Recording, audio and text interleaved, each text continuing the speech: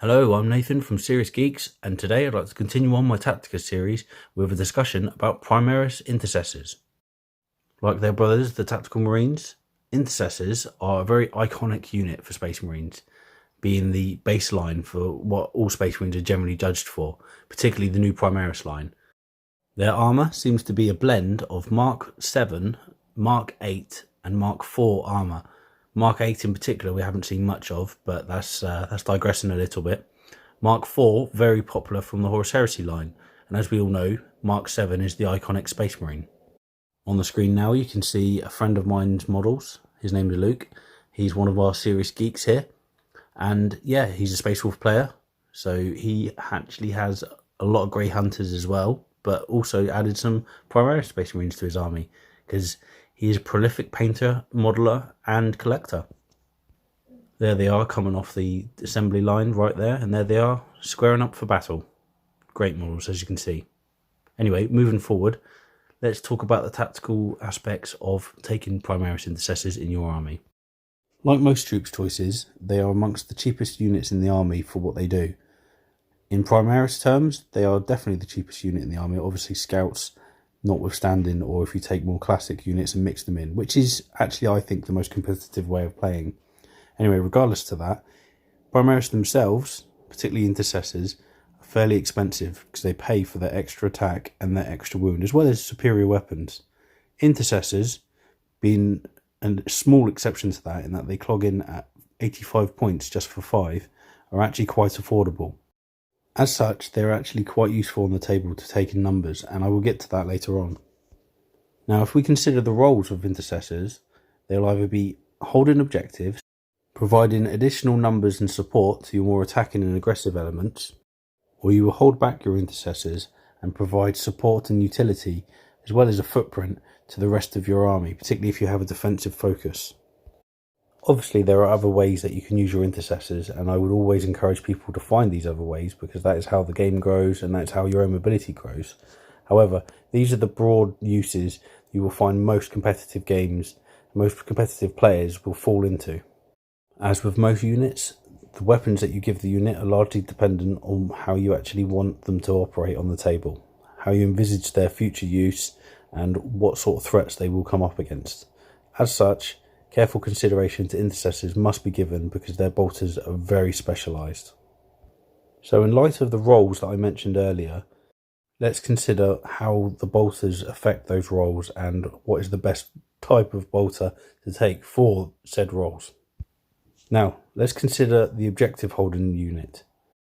Most games have 6 objectives, some will have less, depending on the format of game you're playing, be it ITC or standard rulebook missions. And as such, you can't always count on your objectives being right close to the rest of your army, and you sometimes have to move for your objectives. If you're going to hold objectives that are outside your deployment zone, Primaris Intercessors seriously have to think about what bolter they're going to have, because the stalker pattern is not good for moving forward towards the enemy. However, since you're objective holding, you can't actually move once you've got the objective, so often the assault bolter is not useful after that because you can't move towards the enemy without leaving the objective. For this reason, the standard bolt rifle, which most Intercessors are iconically using, is probably the best choice. I would say if you're going to hold objectives and you're going to move towards the enemy and you don't know where the objectives will be, and you don't know how they'll be deployed, and you don't even know what mission you're going to take, the standard bolt rifle is probably the best choice. This weapon has a -1 modifier to its AP, as well as being strength 4, which means it wounds most vehicles on a 5+. So basically, your Intercessors can always contribute to the rest of the army, although you can't rely on them to do the lion's share of the killing, particularly for high value and hard targets. This is largely their strength and why they can also be considered good for a support role, as there are a few situations where the bolt rifle is just not able to do any work at all. Obviously, Knights wounded on 6 is one of those circumstances, as might be hitting flyers with the strength 4. When you're holding objectives with your Intercessors, the bolt rifle also has a long reach. 30 inches will cover most of the table when you're in the centre of it, and as such, you'll always be able to find something to shoot at and therefore get the most use out of your Intercessors. Space Marines are very expensive, and if you do not get the best out of most units, you will find yourself outnumbered and outgunned. The Stalker bolt rifle is still useful for objective holding, however you have to give careful consideration to which units will be moving forward to take your objectives, and which ones will be holding back, holding the home objective, and providing a supporting role with the firepower of a Stalker bolter. -2 AP and 2 damage is very powerful, and we will find that there are a lot of infantry units that just will not want to be hit by these guys. However, you're only firing 1 shot a turn, so a unit of 5 of them will only have 5 shots. This is why you do not want to go too heavy on your Stalker bolt rifles, in my opinion, because you are sacrificing a lot of firepower, where your bolt rifles would actually do a lot more damage over time because you're getting twice as many shots off.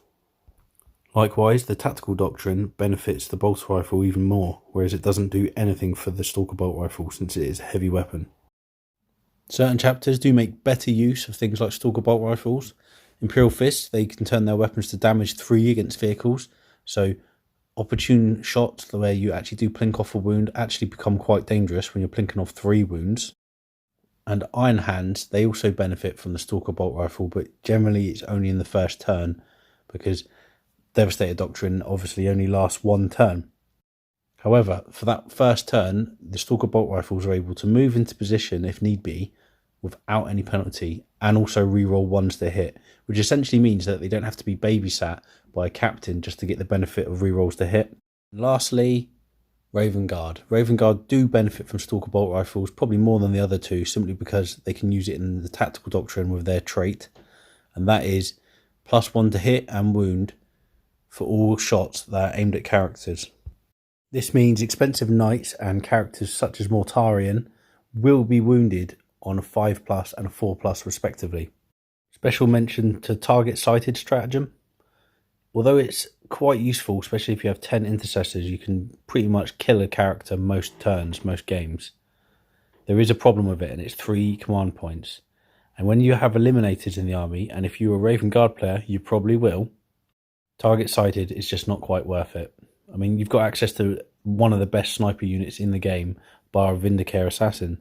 There's just no reason for Space Marines, not just Raven Guard, all Space Marines, to take target sighted as a valuable tactic when they've got Stalker bolt rifles in their Space Marine Intercessors. So a quick recap on what I was talking about regarding the objective holding Intercessors. Bolt rifles are generally the way to go, simply because they have the greatest utility and they will net you the most amount of firepower and offensive ability alongside the objective holding units. Stalker bolt rifles are useful if you're holding an objective on your back line and want to provide a bit of supporting fire for the rest of the army, but I would really recommend not overdoing it with your Stalker bolt rifles and not doing any more than a 2-to-1 ratio with your bolt rifles. The armaments we've just gone over are probably the best weapons for an Intercessor squad that is going to hold back, provide a footprint and utility to the rest of the army in a defensive army.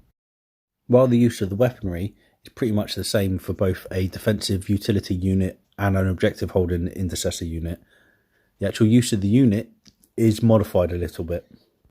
You'll want to use conga lines to characters and support units so that you can get the benefit of rerolls, whilst also providing a larger footprint across the table so that you're taking up more space and giving less room for teleporters to come in and attack your best units. Obviously by best units, I mean the ones that might be the most offensive or key to winning the game to you. Characters, Leviathans, Centurions, that sort of thing. Often it is very difficult to do this with an elite's army, but Intercessors are cheap enough to provide relatively large footprints, especially with their 32mm base. We want these guys to take the charges, because although we don't want them to die, it's preferably that they take a beating rather than our best units that are going to do the most damage to the offensive ability of the opponent. Several small units can provide a lot of utility to an army and not be too much of a points investment. 3, maybe 4 such units are really useful for Space Marines, and Intercessors are no exception to that. They do compete a little bit with Infiltrators, but remember, Intercessors are much more offensive with their bolt rifles, and therefore they are probably superior to an offensive capacity of the rest of the army, which is where I think the utility element comes in. When Marine players consider pushing back the opponents, they usually go heavy on Infiltrators, but I don't recommend this in light of the fact that Infiltrators are quite weak in offensive capacity, probably the weakest out of all the troops choices. Like I mentioned earlier, Space Marines need to get the most out of all of their units, and you can't afford to waste points on units that are just pushing back the enemy with a 12-inch bubble, especially when we've got characters who can do the same as well and can't be targeted, and they can fill the niche of an entire squad on that basis. Intercessors are still offensive, and they can also act as a bodyguard for an important character. As such, I highly recommend using 2 infiltrator squads for those tasks at the most, and then fill the gap of all the footprint that you want to create with intercessors. The intercessors themselves are quite tough. They have 2 wounds and are able to take a little bit more punishment than most Space Marines. They take a big beating from multi-damage weapons, considering they're more expensive points-wise. However, those multi-damage weapons will not be firing at your other targets if they're firing at your intercessors. Consider aggressors moving forward, trying to take punishment for the rest of the army and deal out a lot of damage. If someone's going to be firing at them, they're not firing at your intercessors, and vice versa. Bear that in mind when you build a list. I could probably do an entire topic on target saturation, and I probably will, because it is probably the most important element of 40k.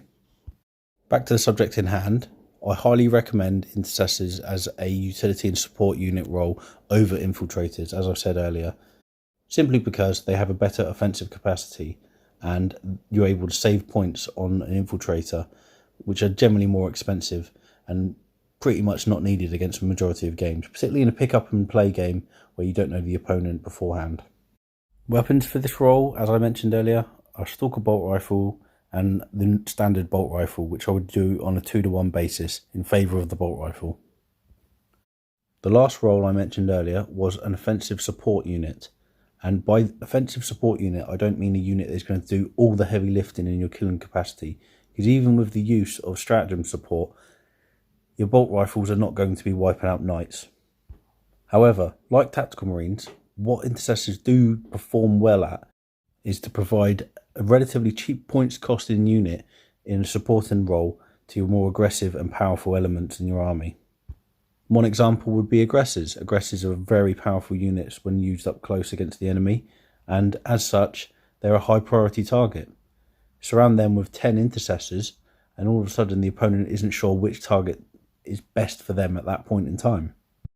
Due to the nature of character and stratagem support, smaller numbers of larger units will benefit greater from these elements, such as a chaplain's +1 to wound or +1 to hit, plus the actual use of, like, say, the rapid fire stratagem or the steady advance stratagem.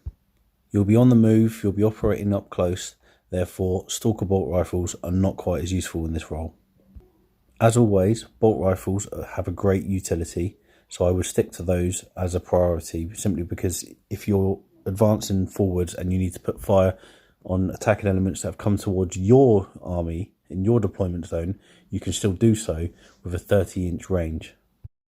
The Assault Bolter comes into its own here. It is only strength 4 with no AP. However, Assault 3 means that the unit has a lot of use in moving up the table quickly using the advanced rules, as well as benefiting from certain stratagem support that gives it automatic hits when it fires. Bolt Storm essentially means that you're using flamers at 24 range with 3 shots each, guaranteed without rolling a d6. That is incredibly useful on a unit, especially if you manage to get the shots off without losing a model in the unit and you have 10 in there. That is 30 automatic hits. Consider that against flying units or many elder units or Raven Guard that may have a -1 to hit, and then all of a sudden you'll see the benefit of them. Since these are close range units and they are likely to suffer a lot of casualties, you have to be careful when you want to consider using things like veteran intercessors on them. To get the most out of veteran intercessors, you need to have a large number of models in the unit, which in turn requires 2 command points to use. That is quite an investment, but it will make the unit quite an offensive force, especially when they charge, as each model will have 4 attacks on the charge. You won't want any more than 1 unit to use this ability, because really it's going to be quite expensive for your command point pool, whilst also providing very little benefit across multiple units, simply because they're going to die. It's 40k, things die quite easily. If your intercessors are going to be fighting close combat, it's a useful stratagem alongside sergeants equipped with close combat weapons. And you might even want to consider utilising transports so that the intercessors don't get nuked before they get a chance to fight. If your army has a spare repulsor, most Primaris armies will have at least 2, then consider putting your veteran intercessors inside there to protect them, at least for 1 turn. However, you don't want them in there all game. You want to get them out and get them shooting and get them fighting, because the whole point of them was to support your attacking elements like your aggressors, and you want them to have attention focused on them, as well as do some damage themselves. Otherwise, what are you putting all those points and command points into them for? That is the whole purpose of the unit. And it's 40k. If you don't utilise your army to the best of its abilities and just hang back or hide, you're not going to win any games. Moving nicely on to transports, impulsors are very good for intercessors. Able to move and then you disembark, which is a unique ability within the whole of 40k. This gives intercessors massive reach and massive movement. We're looking at a move of the vehicle of 14 inches, debarking 3 inches, and then a further move of 6, for a total of 23 inches across the table. No matter what weapon you've got, you're going to be in range. Assault bolters can jump out and hose down their enemy, with all of them hitting automatically if you use the stratagem as well. Impulsors really help objective holding intercessors, as they're able to jump up the table and take an uncontested objective from almost anywhere on the board, as well as being able to attack units that otherwise thought they might be safe. So this forces the opponent to hold units back to protect their objective holding units that are often weak themselves and in small numbers, such as 5-man scouts units, guardian units, or even grots. Applying pressure on the opponent is always a positive thing for your game, so an impulsor will allow those intercessors to get up the table and do so, enabling your other units such as aggressors, centurions, vanguard veterans, even stern guard and rhinos to be supported with a large number of 2-wound models, which basically gives you an edge when you're outnumbered and outgunned. This must bring us on to the weapon options of the unit, and by that it's very limited. A grenade launcher, which I always recommend, because a single crack grenade is always better than the bolters you're firing. However, when list building, and we've all done it, we've all gone a few points over, and we don't want to have to sacrifice something crucial to the rest of the army or the way it works in our mind, etc. So if you have to drop a grenade launcher or 2 across the board, then do so. However, if you've got the points, keep it in, because you won't be disappointed. The rest of the options are all sergeant based, and this is where you have to be very careful, because it's easy to waste points on models that look flashy but have no real use on the table. If your unit is going to be getting up close or expected to have some heavy resistance in the assault phase, particularly objective holding units or units that are going to be supporting your attacking elements, chainswords are always worth taking, because they give you an extra attack for free essentially. Power swords, not quite as useful. Although they're cheap, the stat line of an intercessor sergeant is only a 3+, 4+ against most opponents. He's hitting on a 3+, and he's usually fighting people who are toughness 4, thus he's only going to wound on a 4+. Against a target that might have a toughness 3 or lower, you don't usually need the AP -3 of a power sword. So again, I just can't recommend a power sword on an intercessor sergeant. Caveat on that, if you think it looks good and you've modelled it that way, you're not going to lose games because of it. 4 points isn't going to break the bank, but on the other hand, if you do need to optimise your list, it is an easy thing to cut. So on that basis, like I said, don't recommend power swords on intercessor sergeants, but you know, it's not the end of the world if you've got one. Now, power fists and thunder hammers are both very powerful weapons. Power fists are a lot cheaper, and therefore you won't feel like you're wasting them if the squad gets wiped out. 16 points for a thunder hammer, even though that's a lot cheaper than it would be on a character, is fairly expensive. It's a very powerful weapon, and it will do a lot of damage if it hits, but that's the problem. An intercessor sergeant only hits on a 3+, and with a power fist or a thunder hammer, they have a -1 to hit. Now that is a big problem. It means you're hitting on a 4+, so you have 4 or 5 attacks, depending on the circumstances, and you're only going to be hitting with half of those.